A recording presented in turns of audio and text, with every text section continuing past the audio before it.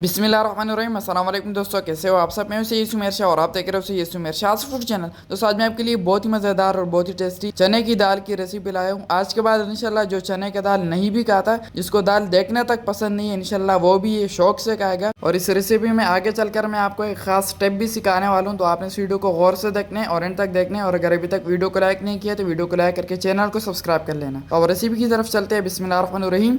तो यहाँ पर अहम बात यह है कि आपने सबसे अच्छे वाली दाल लेनी है। इसमें अक्सर जो छोटी वाली दाल होती है वो आपने नहीं लेनी, ठीक है। और इसको मैंने तकरीबन 2 से ढाई घंटे पहले भी गो कर रखा था और ये देख लिया अल्हम्दुलिल्लाह से इसने अच्छी तरह से पानी पी लिया, ठीक है। तो अब आपने इससे पानी निकाल लेना है और इसको आपने 2 से 3 मरतबा फिर से धो लेना है। उसके बाद यहाँ पर आपने इस तरीके से किसी भी बर्तन के अंदर 1 से 1.5 लीटर पानी डाल लेना है और इसको आपने गर्म कर लेना है। जब ये गर्म हो जाए तो ये दाल आपने इसके अंदर ऐड कर देना है। ऐड करने के बाद अब यहाँ पर आपने इसको थोड़ा सा इसके अंदर चम्मच चला लेना है ताकि दालों के अंदर तक अच्छी तरह से पानी पहुंच सके। और चम्मच चला लेने के बाद इसको आपने अच्छी तरह से 20 से 25 मिनट पका लेना है ताकि अच्छी तरह से कुक हो जाए। इसको आपने थोड़ा सा भी कच्चा नहीं रहने देना, ठीक है। तो चलिए जी, ये देख ले अल्हम्दुलिल्लाह से यहाँ पर हमारे दाल अच्छी तरह से कुक हो चुके हैं। इसको 20 से 25 मिनट हो चुके हैं। इसको आपने उंगली से चेक कर लेना है। अगर ये कच्चा हो तो फिर इसको 5 से 6 मिनट पका लेने, नहीं तो अगर ये कुक हो फिर आपने इसको फ्लेम से नीचे उतार लेना, ठीक है। तो अब ये बिल्कुल तैयार है। इसको फ्लेम से नीचे उतार लेंगे। उसके बाद बिस्मिल्लाहिर्रहमानिर्रहीम, यहाँ पर आपने एक बड़ी सी कढ़ाई ले लेनी है और इसके अंदर आपने हाफ कप से थोड़ा सा ज्यादा कुकिंग ऑयल ऐड कर देना है। हाफ कप से ज्यादा इसलिए ले रहा हूँ क्योंकि जो दाल होता है उसमें ऑयल ज्यादा लगता है, ठीक है। उसके बाद यहाँ पर मेरे पास एक बड़े साइज का प्याज था जिसको मैंने बिल्कुल बारीक चॉप कर लिया था। ये आपने इस ऑयल में ऐड कर देना है। ऐड करने के बाद अब यहाँ पर हम अच्छी तरह से इसकी मिक्सिंग करेंगे। और इसको एक बात मेरी हमेशा याद रखनी है कि जब भी प्याज ऐड किया जाता है इसको 3 से 4 मिनट अच्छी तरह से पकाना होता है, तभी इसका टेस्ट बाहर निकलता है, ठीक है, वरना तो इसका टेस्ट बाहर नहीं निकलता। तो 3 से 4 मिनट पकने के लिए छोड़ देंगे। और ये देख लिया अल्हम्दुलिल्लाह से 3 से 4 मिनट हो चुके हैं।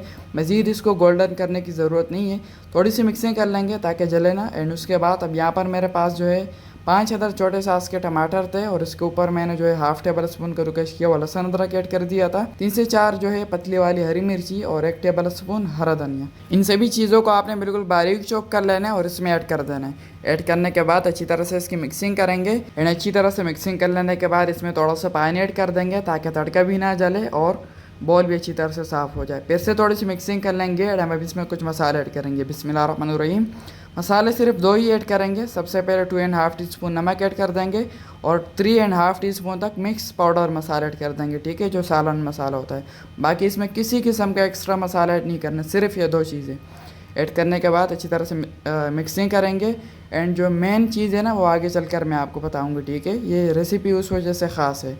तो यहाँ पर आपने अच्छी तरह से मिक्सिंग कर लेनी है। एंड मिक्सिंग कर लेने के बाद अब आपने इसको ऊपर से ढक देना है और 3 से 4 मिनट पकने के लिए छोड़ देना है ताकि टमाटर अच्छी तरह से सॉफ्ट हो जाए। तो चलिए जी, यहाँ पर 3 से 4 मिनट कंप्लीट हो चुके हैं। ढक्कन हटा देते हैं और ये देखिए अल्हम्दुलिल्लाह से यहाँ पर जो हमारे टमाटर है वो अच्छी तरह से सॉफ्ट हो चुके हैं। अब यहीं पर आपने इस चम्मच की मदद से इन सभी चीज़ों को अच्छी तरह से पीस लेना है, बिल्कुल बारीक कर लेना है ताकि हमें एक दानेदार सी मज़ेदार सी ग्रेवी मिल सके, ठीक है। तो मैं इसको जल्दी से पीस लेता हूँ। तो ये देख लिया अल्हम्दुलिल्लाह से यहाँ पर हमारा मसाला बिल्कुल तैयार है। एंड यहाँ पर अब आपने मेरी बात गौर से सुननी है, ठीक है। सबसे पहले ये देख ले, ये जो दाल मैंने उबाल कर रख दिया था इससे मैंने वो स्मेल वाला पानी निकाल दिया, ठीक है। पानी हम इसमें नया ऐड करेंगे, ये दाल हम इसमें ऐड कर देंगे। एंड उसके अलावा ये अहम बात है, ठीक है, उन दालों में से मैंने इतना दाल बाहर ही छोड़ दिया है। इसको आपने इस तरीके से चम्मच से पीस लेना है, बिल्कुल हलवा कर देना है, ठीक है। और उसके अलावा ये जो दाल हमने इसमें ऐड किया है इसको आपने अच्छी तरह से इसमें मिक्स कर लेना है। इस दाल को मैंने क्यों बचाया ये आगे चलकर मैं आपको बताऊंगा, ठीक है। और इसी दौरान अगर अभी तक मेरे चैनल को आपने सब्सक्राइब नहीं किया तो जनाब यार चैनल को लाजमी से सब्सक्राइब कर लिया करें। आपकी तरफ से हमारे लिए एक प्यार होता है, एक मोहब्बत होता है कि हम सही काम कर रहे हैं। आपकी वजह से हमें भी बहुत ज़्यादा मोटिवेशन मिलती है, ठीक है। तो चैनल को लाजमी से सब्सक्राइब कर लिया करें। 1 गिलास पानी ऐड कर देंगे एंड यहाँ पर अच्छी तरह से इसकी मिक्सिंग करेंगे। एंड मिक्सिंग कर लेने के बाद अब आपने इसको ऊपर से ढक देना है और 5 से 6 मिनट इसको पकने के लिए छोड़ देना है। तब तक जो दाल हमने बचा कर रखा है इसको हम अच्छी तरह से पीस लेते हैं। ये देख लिया अल्हम्दुलिल्लाह से यहाँ पर 5 से 7 मिनट हो चुके हैं। ढक्कन हटा देते हैं और अब इस टाइम पर आकर जो दाल हमने बचा कर रखा था इसको मैंने अच्छी तरह से पीस लिया है चम्मच की मदद से। अब ये दाल आपने इस टाइम पर आके इस कढ़ाई में ऐड कर देना है, इसी दाल के अंदर। अच्छा, ये करने का हमारा मकसद क्या है, हमारा मतलब क्या है, तो ये मैं आपको बता दूं। ऐसा करने से ये होगा कि आपके दाल के अंदर एक थिकनेस आ जाएगी और दूसरी बात आपकी दाल बहुत ज़्यादा हाई लेवल तक ग्रेवी वाली हो जाएगी, ठीक है। तो इसीलिए ये अहम बात थी। तो ये आपने इस तरीके से पीस के इसमें ऐड कर देना है। ऐड करने के बाद अच्छी तरह से मिक्सिंग कर लेंगे। एंड मिक्सिंग कर लेने के बाद अब मज़ीद आपने इसको जो है 5 से 6 मिनट पकने के लिए छोड़ देना है ताकि ये थोड़ा सा ड्राई हो जाए। उसके बाद मैं आपको मिलता हूँ, ठीक है। चलिए अल्हम्दुलिल्लाह से यहाँ पर 5 से 7 मिनट हो चुके हैं और आते ही मैंने फ्लेम को नीचे से ऑफ कर लिया था।